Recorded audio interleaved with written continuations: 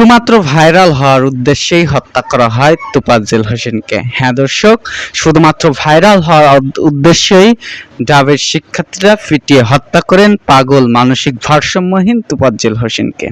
ভিডিওর প্রথমে যদি আমরা তোফাজ্জল হোসেন সম্পর্কে একটু জেনে নেই, তাহলে আমাদের ভিডিওটা বুঝতে অনেক সুবিধা হবে। বরগুনার পাথরঘাটার সন্তান তোফাজ্জল হোসেন ভালো রেজাল্ট নিয়ে ভর্তি হন পাথরঘাটা কলেজে ভর্তি হয়ে প্রেমে পড়েন স্থানীয় এক চেয়ারম্যানের মেয়ের। হঠাৎ করে প্রেমিকার অন্যত্র বিয়ে হয়ে গেলে মানসিকভাবে ভেঙে পড়েন তোফাজ্জল হোসেন। মানসিক শোক কাটতে না কাটতেই দুনিয়া ছেড়ে চলে যান তার পিতা এবং মাতা।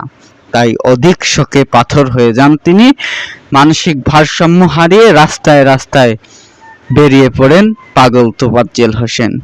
তার একমাত্র অভিভাবক পুলিশের এসআই বড় ভাই তাকে চিকিৎসা করান, কিন্তু প্রভুর ডাকে দুনিয়া ছেড়ে চলে যান তিনিও। তাই পুরোপুরি পাগল হয়ে যান তোফাজ্জল হোসেন।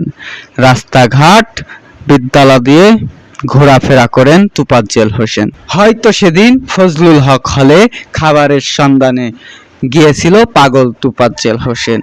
গতকাল ফজলুল হক হলে টুর্নামেন্ট ছিল, সেখান থেকে শিক্ষার্থীদের 6টি ফোন হারিয়ে যায়। তাই সন্দেহভাজন হিসেবে আটক করেন তোফাজ্জল হোসেনকে। পরে তাকে গেস্ট রুমে নিয়ে গিয়ে এক দফা মারধর করেন শিক্ষার্থীরা। এরপর ক্যান্টিনে নিয়ে খাবার দেওয়া হয় তাকে। খাবার খেতে না চাইলে আর এক দফা মারধর করেন শিক্ষার্থীরা। তোফাজ্জলকে জোর করে প্রচুর পরিমাণ ডাল খাওয়ানো হয়। ডাল না খেতে চাইলে শিক্ষার্থীরা তাকে মারধর করেন। খাওয়া শেষে তাকে আর এক দফা মারধর করা হয়। মারধরের পরে তোফাজ্জল যখন দাঁড়ানোর শক্তিও হারিয়ে ফেলেছিল, তখন তাকে নাচতে বলা হয়।